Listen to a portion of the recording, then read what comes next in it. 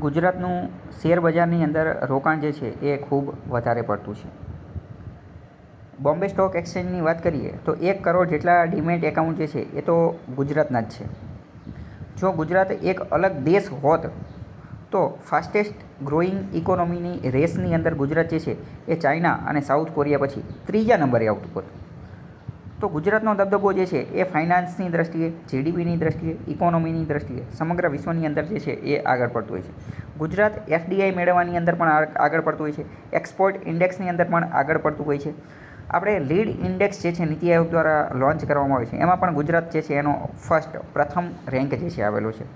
અને 1 કરોડ જેટલા demat account જે છે એ પણ ગુજરાતના જોવા મળે છે. ગુજરાતની પર કેપિટા ઇન્કમ જે છે એ પણ ખૂબ વધારે છે. ગુજરાતની પર કેપિટા ઇન્કમ જે છે એ 2.5 લાખ રૂપિયા છે. 2.5 લાખ રૂપિયા 2.5 લાખ રૂપિયા એ ખૂબ વધારે કહેવાય. એની કમ્પેરિઝનમાં તમે સમજો કે બિહારની પર કેપિટા ઇન્કમ જે છે ને એ માત્ર 50,000 છે, જ્યારે ગુજરાતની જે છે એ પર કેપિટા ઇન્કમ 2.5 લાખ રૂપિયા છે. 2.5 લાખ રૂપિયા એટલે એ એટલી ઇન્કમ કહેવાય કે યુરોપના જે દેશો જે છે એની કરતાં અમુક યુરોપિયન કન્ટ્રીઝની પર કેપિટા ઇન્કમ જે છે એની કરતાં પણ ગુજરાતની પર કેપિટા ઇન્કમ વધારે છે અથવા તો એની સમકક્ષ છે. તો મતલબ કે પર કેપિટા ઇન્કમની અંદર પણ ગુજરાત જે છે એ બહુ આગળ પડતું છે. 1 કરોડ જેટલા ડીમેટ એકાઉન્ટ છે. આની પહેલાં એક રિપોર્ટ એવો પણ આવેલો છે કે ગુજરાતના ઘણા બધા નાના બાળકો જે છે એના પણ ડીમેટ એકાઉન્ટ સૌથી વધુ જે છે એ ગુજરાતની અંદર જોવા મળે છે. કે નાના બાળકો કે જે 18 વર્ષના નથી પૈણા એમના નામે જે છે લાખો કરોડો રૂપિયાની સંપત્તિ પડેલી છે. કેમ? કારણ કે ટેક્સ બચાવવા માટે. તો આ બધો ડેટા જે છે કામ આવી શકે છે. કઈ જગ્યાએ કામ આવી શકે? બહુ પહેલાં જીપીએસસી એક પ્રશ્ન પૂછેલો હતો.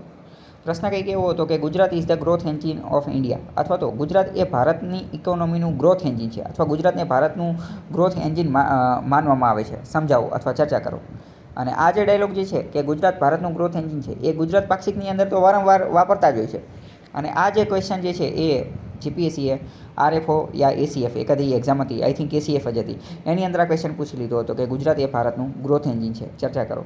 તો જ્યારે આવા પ્રશ્ન પૂછેલા હોય તો આ પ્રકારના ડેટા, આ પ્રકારનું જે વસ્તુ જે છે એ તમારે એડ કરવી પડે કે ભાઈ ગુજરાતને ગ્રોથ એન્જિન માનવામાં આવે છે તો કયા કારણે, એવા કયા કારણો છે, એવા કયા ફેક્ટર છે. તો તમારે એ રીતનું કોમ્પ્રિહેન્સિવ હોલિસ્ટિક જે એનાલિસિસ જે છે એ કરવું પડે અને વ્યવસ્થિત આન્સર લખવો પડે.